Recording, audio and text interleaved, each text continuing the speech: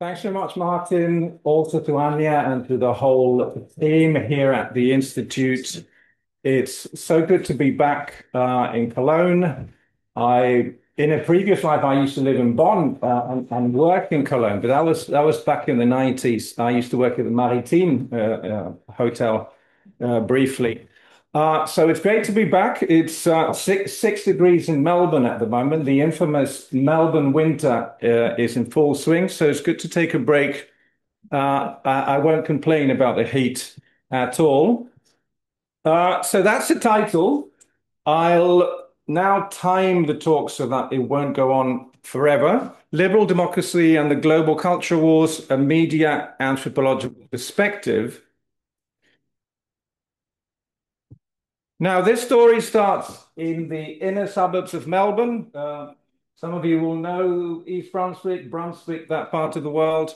During COVID, I was stuck, like so many people, in these eternal lockdowns. So I did some online research, as Martin was saying, onto the ongoing culture wars that were going on, especially in the US, but also the UK and other parts of the so-called Anglosphere.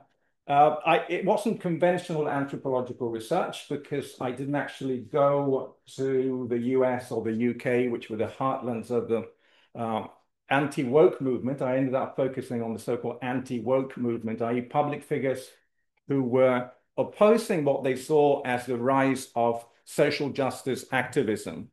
And I ended up focusing on this group. You may recognize some of them. Does anyone recognize any of the people here? This guy's very famous. Joe Rogan, probably the biggest.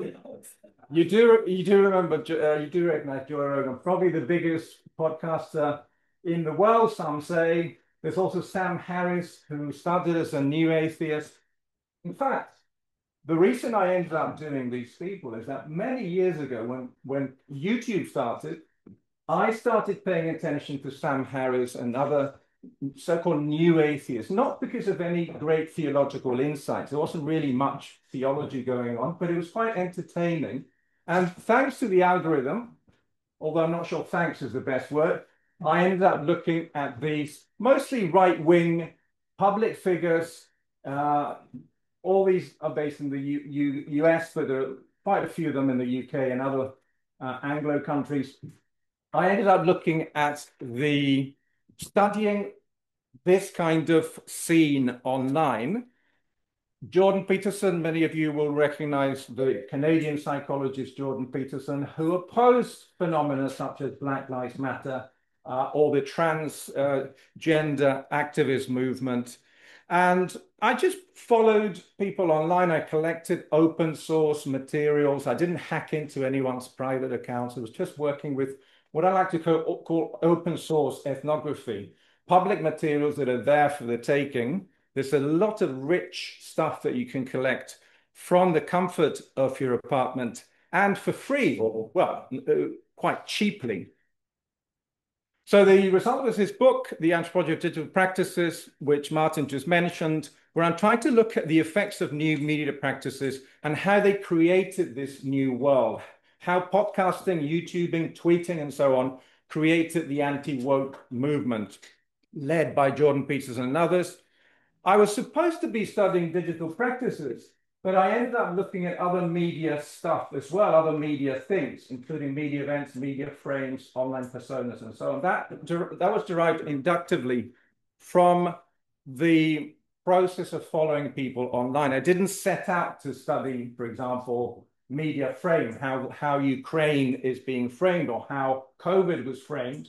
It was suggested to me by the materials. And now I'm in the process of writing a sequel. I thought, well, if I spent all these years working on a book, I might as well do the sequel. I don't have a title yet, but the sequel will be a similar project, but in this case, going beyond the Anglosphere. I naively thought, well, why don't I look at the global South, not realizing that it would require it is requiring a lot of work to try and tame all the disparate materials. So the idea will be to focus on 2 or 3 regions in the global South. that's the outline of the talk. Briefly, I'll talk about liberal democracy and the global culture wars, the perspective from media anthropology, and then I'll dive into the three regional comparisons: Southeast Asia, East Africa, and South America. Obviously, I can only give you a sketch. And then I'll suggest that one of the important things going on in these culture wars is what I like to call a moral attention economy. Many of you will have heard of the attention economy. I'm suggesting that what these culture warriors are doing is that they're working on people's moral anxieties, especially to do with gender and sexuality. Those two seem to be the dominant theme. Race, ethnicity as well. But at the moment, gender and sexuality seem to be the dominant themes. So the culture wars seem to be everywhere. Often we still associate them, of course, with the US, but you can see lots of different examples, including global polarization, debates over Ukraine and the Middle East, LGBTQ rights in Russia, Uganda, and Kenya, just to give some name a few countries. Attacks on so-called gender ideology right across Europe and the Americas, manosphere attacks against Iranian feminists, or ethno-religious polemics in South and Southeast Asia. How do I define culture wars? This is always a tricky one. What are you calling the culture wars? For the time being, my working definition is discursive struggles, i.e. wars of words, over core moral values and social identities that are usually related to gender, sexuality, race, religion, and/or geopolitics. As you can see, a vast family of issues that are often amplified via old and new media. Not only new media, it's not just about social media, it's not just about Instagram and X and so on. Radio, television, even print media are still important. And they happen both online and offline. We can't simply confine them to the online. And there's a little footnote there. In my previous book, I suggest that the culture wars are language wars, but I have to qualify that they are multimodal culture wars, or multimedia, if you want to use an old concept. So very quickly, what's the liberal international order? There's been a lot of hand-wringing anxiety in Western elite circles and right across the Western world from the, let's say, the more liberal progressive side of things about what's been happening to the liberal international order. We know that, well, according to John Eikenberry, the current international order is actually a kind of fusion of two different order building projects. First, the modern state system, going back to the Peace of Westphalia in 1648. And second, the liberal order, which over the last 2 centuries was led by the UK and the US, and in which in the 20th century was aided by the liberal ascendancy. That is the idea that the rise actually of liberal democratic states.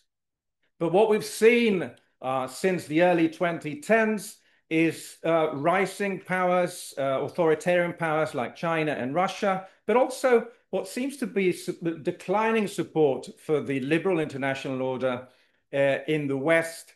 That a good example would have been was the Brexit vote in 2016 or the first and second Trump elections. That sums it up briefly. I'm sure they're all familiar. These are the BRICS, also known as the PRICS. That's Donald Trump and Hillary Clinton, and the Brexit, all around about the same time, early to mid 2010s. This was this acute crisis of what some in the West will call the rule-based order, and other actors saying this is enough of US-led imperialism. We need a new world order. So there are these major geopolitical struggles in which the culture wars get caught up. Of course, we also have physical military wars, but we can't we can't simply relegate the culture wars to some far-right fad. Oh, that's just the far-right making things up. No, they go beyond the conservative tabloids and the far-right. So what we have is we have 2 different takes on the global culture wars. On the left there, you have someone like Martin Wolf from the Financial Times, who is, of course, a supporter of the current neoliberal global system and who writes about the rise of the populist authoritarians. But here on the right, some of you may recognize this young Argentinian public intellectual, Agustin Laje, who has recently taken on globalism. This conspiracist idea, in inverted commas, that CNN, George Soros, Kamala Harris, the UN, CNN, Amnesty International, they're all part of this globalist conspiracy, this attempt to create a global government, and that young influencers have to fight back. And another example would be Putin on the left, J.K. Rowling on the right, arguing this is part of the bizarre moment we're going through. We have J.K. Rowling, the Harry Potter author, arguing with the leader of Russia about cancel culture, and J.K. Rowling saying critiques of Western cancel culture possibly not best made, but those currently slaughtering civilians and so on. So we've become used to this kind of exchange via public media, often social media, that would have been had this really wasn't going on, this kind of direct exchange 15, 20 years ago. So there are novelties, of course. And there is a lot of talk recently of the globalization, of how we seem to be going from globalization to the global culture wars. I'll skip that. One example is the survey that they did at King's College London 4 years ago on culture wars around the world, how countries perceive divisions.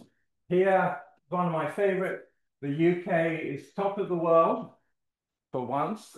This case, top of the world when it comes to political correctness. The population saying there's too much PC language, there's too much. Whereas down here, you have Turkey, India, and China saying, no, we have to be respectful to other people. There's nothing wrong with political correctness. Obviously, these surveys are just preliminary. There are always methodological questions with surveys, but they do help us to get the research, the comparative research going. There's also quite a lot of work that's been done in recent years from gender studies, queer studies on these transnational dynamics. So here, for example, this textbook by Mason, this author writes about how under Barack Obama, the US led a group of states, mainly European and Latin American, determined to extend LGBTQ rights. And this divided the world's government. This is something that goes back to the 90s, as I'll explain in a moment.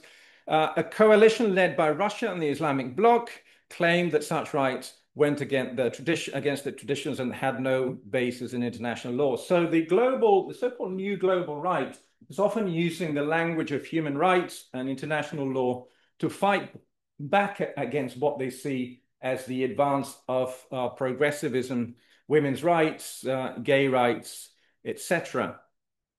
Now, this is, in my view, an interesting study by Ayub and Stukel, the double helix entanglements of transnational advocacy, moral conservative resistance to LGBTI rights. So the point they make is that gender has become central to world politics. It's not just something that was confined to gender studies department. Gender as an issue became important, especially from the 90s onwards, across the UN system. And what we have is rival networks that interact with one another. So we can't simply target, as you know, there's a lot of research on the far right, but we need as much research. We also need to research the other side. We need to understand the dynamics between progressives and conservatives of various kinds. We can't simply continue with lopsided research. And they try and capture this through this metaphor of the double helix or the double spiral. So you have that transnational network of advocacy groups, states, and IOs trying to promote LGBTI rights across the world, especially in the global south. Then the reaction from the moral conservative networks, And you have that reciprocity. You have they imitate one another. They, in this case, for example, as I was saying earlier, the right wing, the reactionaries will use the language of human rights and family values. So one example of this would be the International Organization for the Family. Family is a key ideal, the heterosexual nuclear family, right across many states, many UN member states. And what they found was the diffusion of Christian right ideas, for example, from the US to Russia, but also to sub-Saharan Africa and other regions, and that we need to understand those transnational flows to unpack the polarized spread, or in some cases, non-spread of these rights. That's a visual representation of how this network operates around the globe.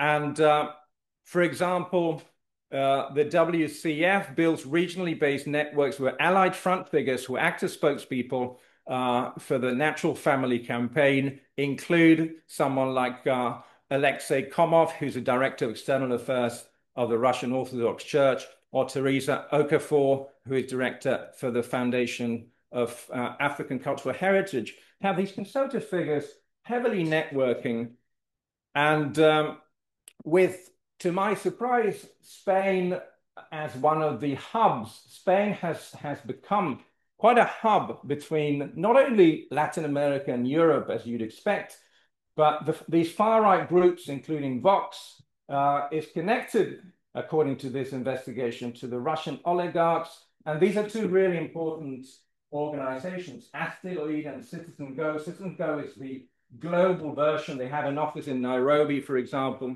So part of my research will be to follow these transnational connections, do some detective work. But as I said, I don't just want to study the right wing. I also want to see how progressives are themselves responding to the growth of these new networks.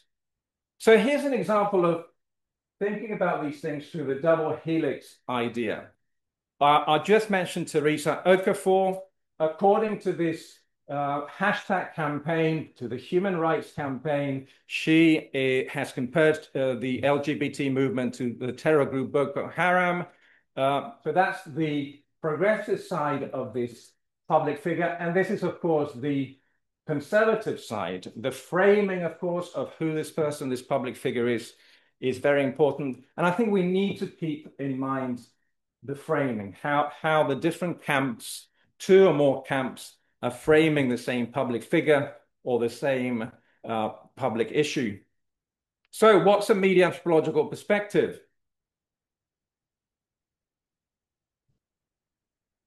A few years ago, as Martin mentioned earlier, I wrote an invited article on populism and social media. And my point was that a lot of the debate at the time, 2017, 2018, was about Brexit, Trump, and the far right in Europe. And my reaction was, well, let's broaden out our perspective. We can't really advance theoretically or empirically if we are so obsessed with only what's happening in the West. So in the article, it's an essay, really. I look at examples from other parts of the world. And the background, my background is what I'm trying to draw from in part is the theory of practice, practice theory, and how we can understand the mediation of digital and non-digital practices. One important figure there is the media scholar Nick Calder. He's done a lot of interesting work on theorizing media practices. But as I said, practices are not enough. You also need to understand events, actions, framings, etc. Practices are always useful to study because they tell you about the everyday, the institutionalization of phenomena, but you can't hope to capture the dynamics and the changes only through a practice approach. Another key concept that I always use, I keep coming back to this concept, is the hybrid media system. Andrew Chadwick has written about how we have to pay attention not only to new media, but also to old media, radio, television, and so on. In the case of the anti-woke movement, there you have the podcaster Joe Rogan mentioned earlier, Jordan Peterson and Brett Weinstein. They're having these really lengthy conversations via the podcast, which then often get people create little clips from them and they can go viral, some of them. But you also have good old television here. This is an anti-woke, African-American anti-woke who is not a fan of the Black Lives Matter movement or slavery reparations. And according to Chatwood, the key figures, those who take advantage of both old and new media, those public figures who are able to navigate radio, television, and also social media, as well as face-to-face, they have an advantage. And that's what we see precisely with many of these figures. They're not just confined to the little podcast. They're also, little or big podcast, they also operate across platforms, and they're not averse to television, radio, and so on.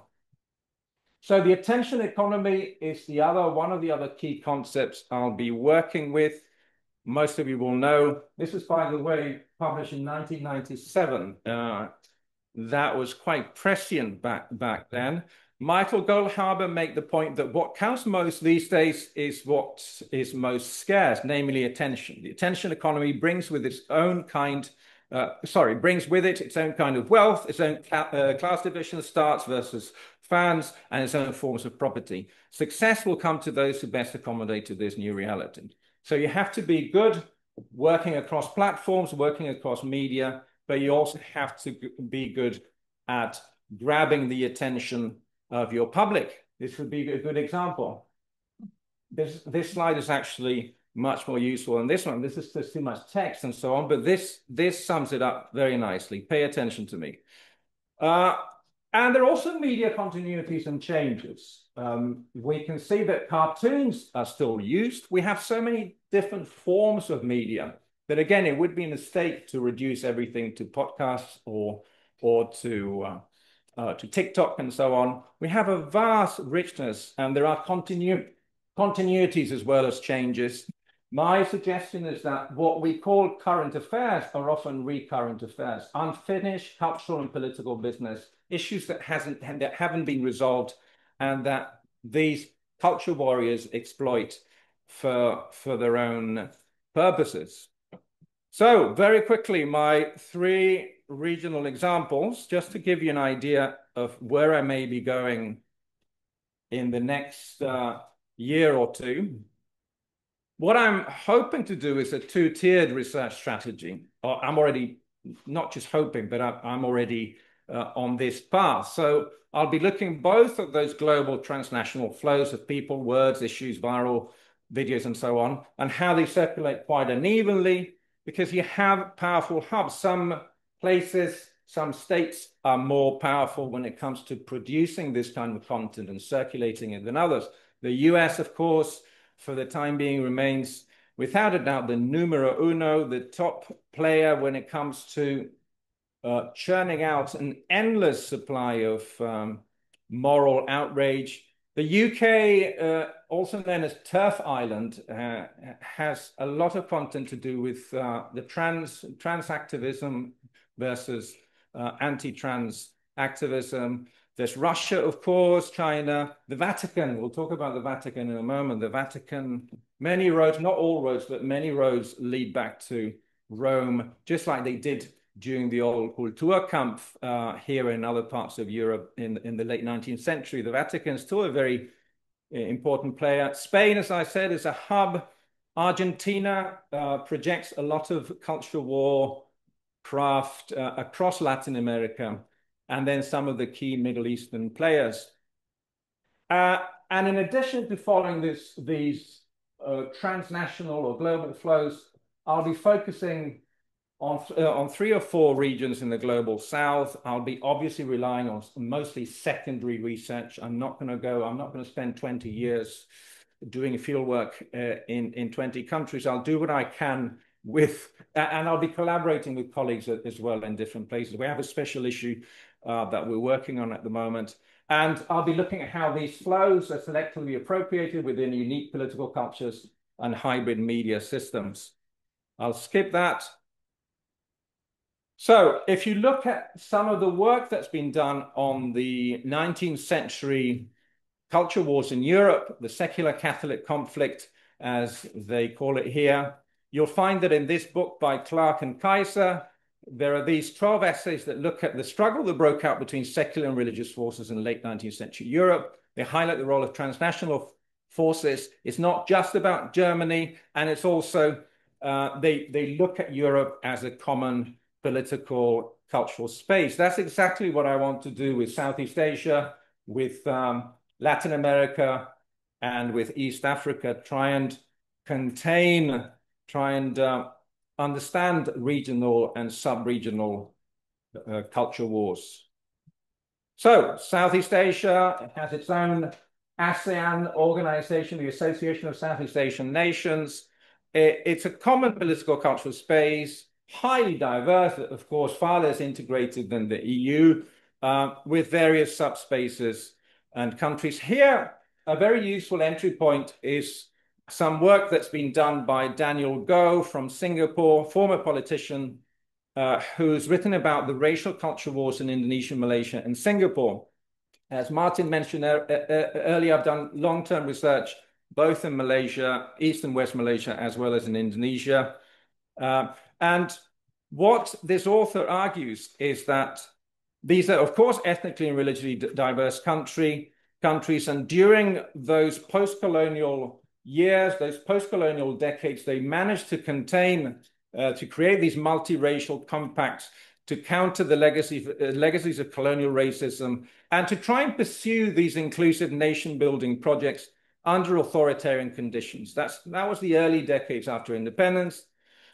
This, as happened in much of the Muslim world, contained the rise of political Islam for the time being among the majority Javanese and Malays in those countries, Indonesia and Malaysia, whereas in Singapore, that secured racial harmony despite the ethnic Chinese dominance. So Goh is writing about the insular region. He's not, my focus will be insular Southeast Asia. I won't have much time, unfortunately, to look at mainland Southeast Asia.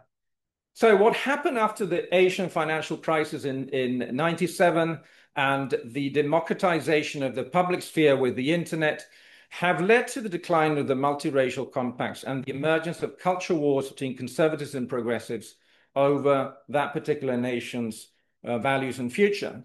We've seen renewed Islamization pitting conservatives against moderates within the Muslim space in everyday life, and also the emergence of new media spaces that put heavy pressure on Chinese and Christian minorities, as well as on the secular state in those two countries. In Singapore, it's different. They have a small Malay Muslim community. There, what we see is the rise of conservative Christianity, some of it quite strongly influenced by US evangelical churches. So Goh continues to make the point that social media are changing the dynamics of the racial culture wars. They are causing casual everyday remarks and actions to become national controversies, which is something, of course, that we see around the globe. But when it gets interesting, in my view, is when my Vienna colleague, fellow media anthropologist Martin Slama, he's just put this out in April, and he makes quite an unusual argument. He says, well, yes, social media, of course, has had profound effects in various spheres of religious life in Indonesia, but the very important qualification, recent transformations in the power structure of the field cannot primarily be traced back to their influence. It's not social media that have changed the Indonesian religious field, the field of Islam. He uses Bourdieu's notion of field. He's responding to something that I wrote on media effects as well. So how does he explain what we've seen in Indonesia, which is namely, we've seen the rise of political Islam peaking in 2014, 2015, up until 2016, perhaps. And then we've seen the decline of political Islam. The depolarization. Today, Indonesia is less polarized than it was 10 years ago when I did my research there. So how does Slama explain this? Let's talk about the new social media players first. In the 2010s, rather controversial celebrity preachers started spreading messages against the Islamic mainstream, religious and sexual minorities, and Indonesia's democratic political system. So that's one example. Felix Xiao is an ethnic Chinese born-again Muslim who created this uproar back in 2015 when he said that Muslim women shouldn't be taking selfies. There was a backlash against that, a moderate Muslim backlash against his radically conservative views. And here we see once again the double helix. It's not just, we shouldn't just be paying attention to the radical Islamists. We should also be paying attention to the other camp. In this case, these are not secular people. These are moderate Muslims. There he is. The person on the right there is Felix. 10 years later, this is just came out. And that's the podcast of Deddy Corbuzier, who some people call the Indonesian Joe Rogan. He's the biggest podcaster in it, and you'll understand why in a moment. There we are, guy on the right. He's a tough guy, again, born-again Muslim of ethnic Chinese background, and promoting his latest book there. There's some mixture of English and Indonesian there. Very cool people, but promoting conservative Muslim values. Felix has gone, the guy on the left, Felix, the preacher, has become more mainstream lately. He's adapted to the changing political landscape, and he's become more moderate in a way and more mainstream. And there are others as well. There is Hanan Ataki and Dennis Lim, also ethnic Chinese, similar to him, a bit younger, who are also promoting these Islamist values, but in a very cool, new media savvy sort of way. Okay, so let's go back to Slama's argument that it hasn't been social media. Back in 2018, I wrote about how in 2005, President SBY told the Indonesian Ulema Council to fight deviant beliefs.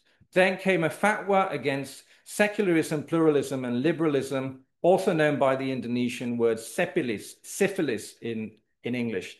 That was the start of political battles between Muslim hardliners and their liberal opponents, with the government caught up in the middle, especially subsequent governments.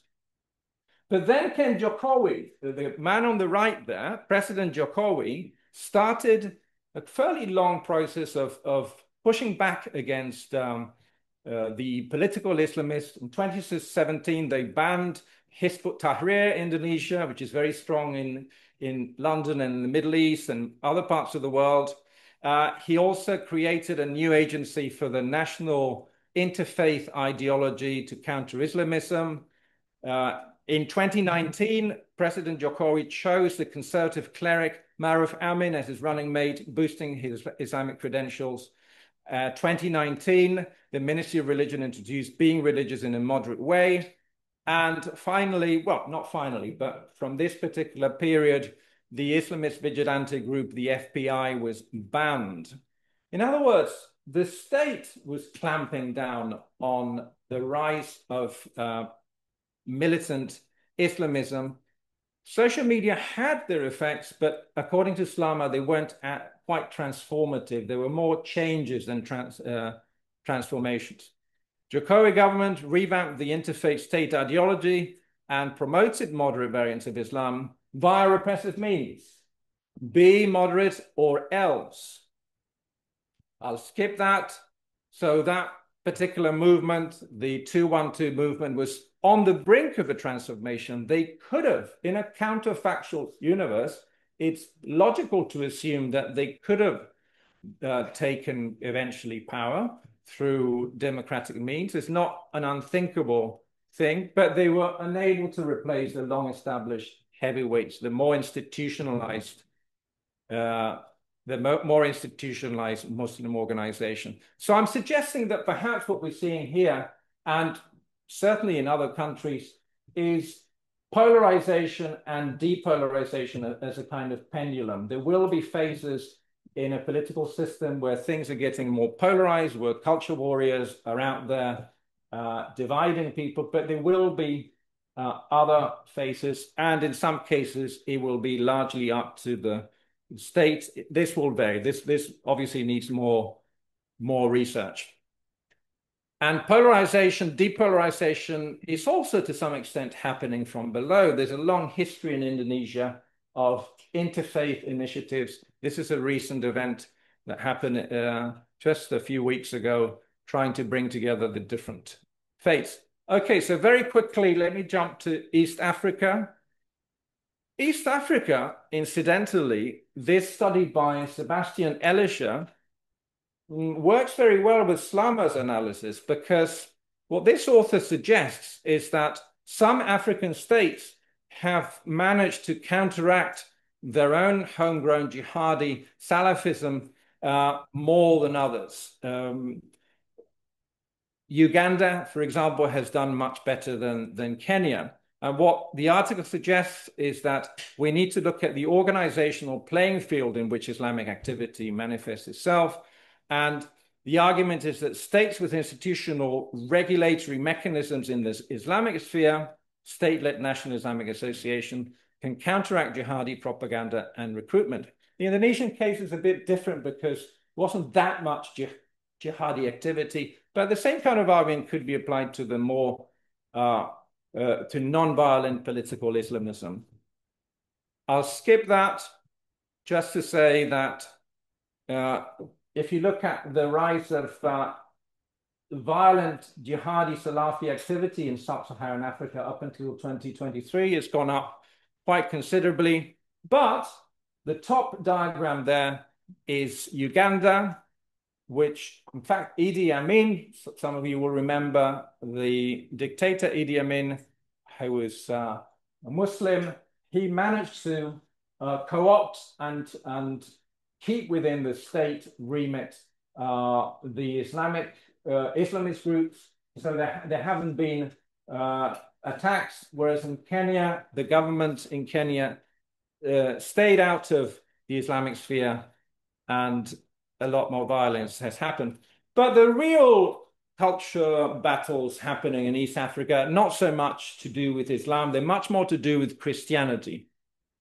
So both Kenya and Uganda are East African nations, as you can see there, that have been waging war on LGBTQ rights for quite a long time. Uganda and Kenya and other countries have become the site of US-led proxy wars, proxy culture wars over LGBT rights. So, for example, Barack Obama, there you have him in 2015. He visited his father's country of birth, not his country of birth, his father's country of birth, okay? And there was this backlash against Obama. There was all this Christian conservative activism, hashtag politics, against, even before he landed in Kenya, these groups organized to reject gay rights and, as you can see, protect the family. Kenya's message to Obama is trending in the country, spare us the gay talk. Another tweet was, get the gay vibe should remain in America. And some of you may be familiar with this. Has anyone seen this video? This is a meme. This is a massive global meme. It's a 2012 interview in Ugandan television. The journalist is very confused about this transgender activist's gender, sexuality. There's a lot of unintentional humor, but there's also an evangelical pastor who has brought some fruits. He's brought cucumbers and carrots to demonstrate to the TV viewers what homosexuals get up to. It became a global sensation when it was uploaded onto YouTube in 2012, and it made the US prime TV as well. John Oliver interviews this activist. That on the left there is Julian who was then interviewed, as you can see, Pepe Julian Onziema there was interviewed by John Oliver. And John Oliver used that to shed some light on the political homophobia going on in Uganda, but connecting it to the US export of homophobia. So making very explicit that the fact that evangelical churches for many years have been promoting anti-LGBT views, and they're very close to the government as well and the ruling elites. There's an interesting study by Haoma on how, as you can see, US conservatives have been globalizing the culture wars. When the conservatives lost the culture wars, the LGBT wars in the US, they decided Africa was, they had an opportunity there to try and save the family, as they would put it. Right, we're almost there now. Thanks for your patience. I believe I have another 4 minutes.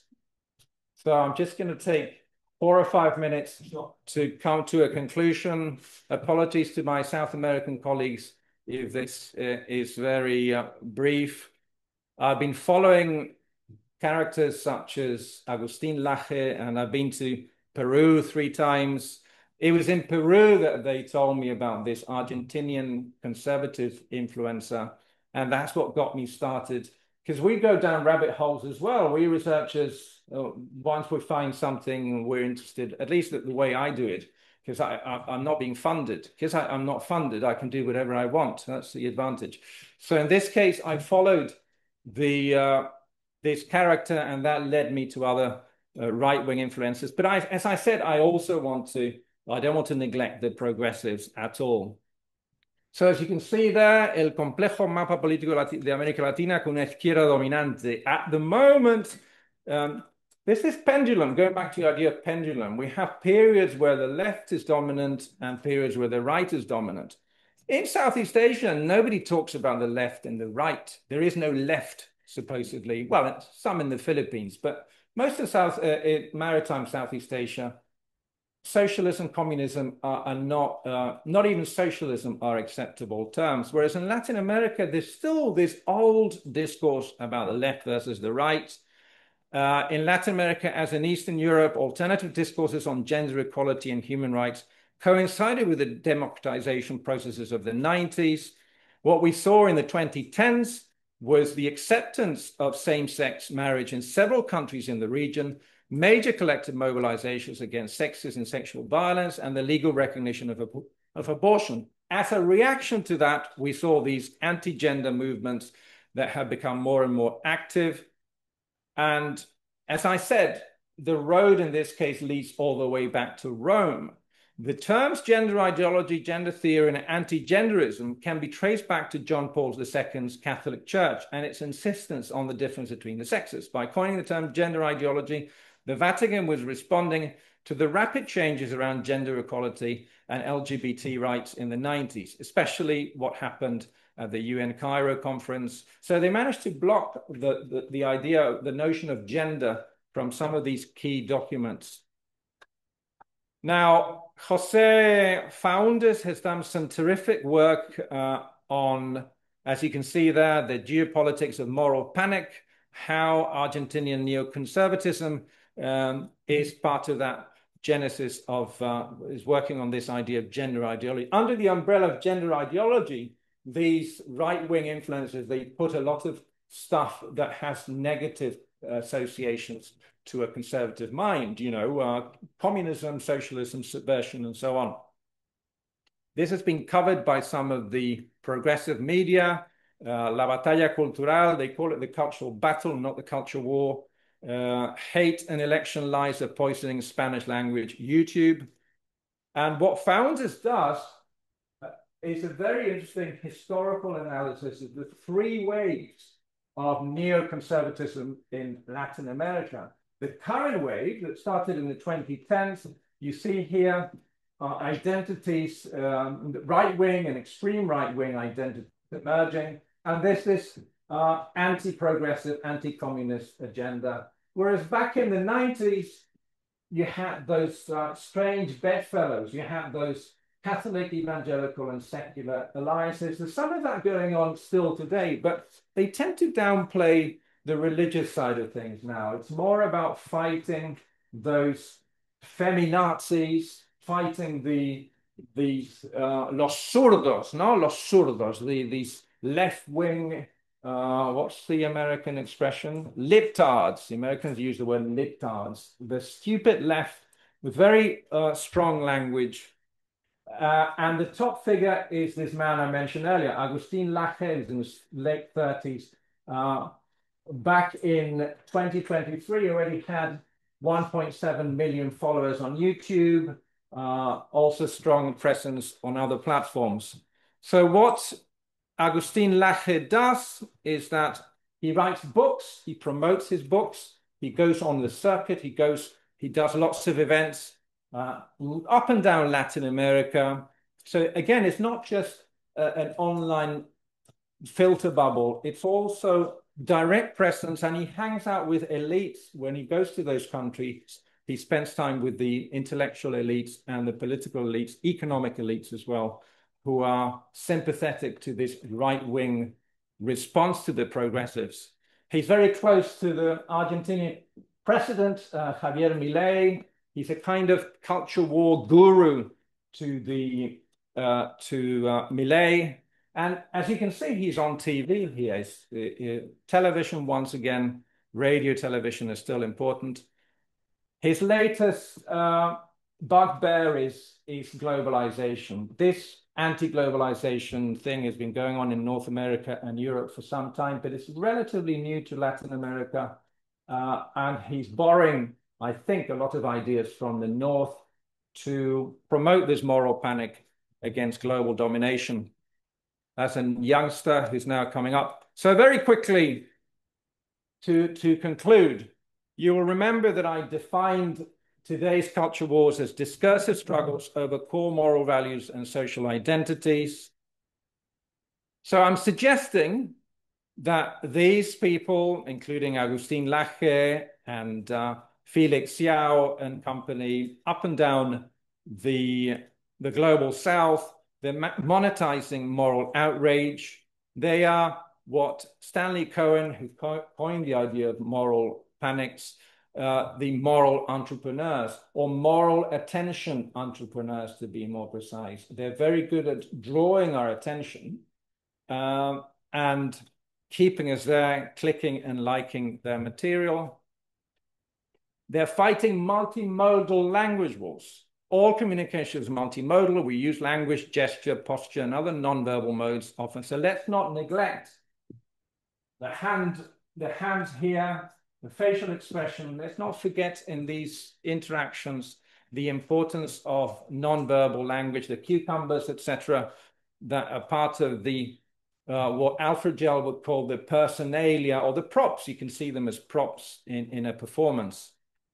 Like most other forms of political communication, culture warfare, I suggest, is twice hybrid. It's hybrid because it combines old and new media, but also online and offline sites. The culture warriors themselves don't operate fully in an echo chamber or filter bubble, but I'm beginning to think there's something we could discuss now. It just occurred to me this morning that their followers, it could be that many of the followers do get caught up in a filter bubble, in an echo chamber, but I'm pretty sure these leading figures, they're very aware of what the other camp are doing. They are not, they're always crisscrossing different domains. They're not simply naively being caught up by the algorithm. And in conclusion, it seems that gender and sexuality is a recurrent moral panic, ups and downs, but it seems to be at the moment the dominant empty signifier, where these moral entrepreneurs put a lot of moral anxieties over a system, a political economy that's not working for a lot of people, including the middle classes in many places. They are double, I suggest these culture warriors are double helix agents, double spiral agents. They not only operate within this spiral of becoming more and more right-wing or more and more left-wing, but they are polarizing agents and at the same time, the double helix agents. And let's not simply overemphasize social media. There's a lot going on in addition to social media. Let's not exaggerate and make everything be driven by TikTok, ChatGPT, and the latest technology. Yes, these technologies are certainly very important, but so is the action of the state, multinationals, and so on. Thanks for listening.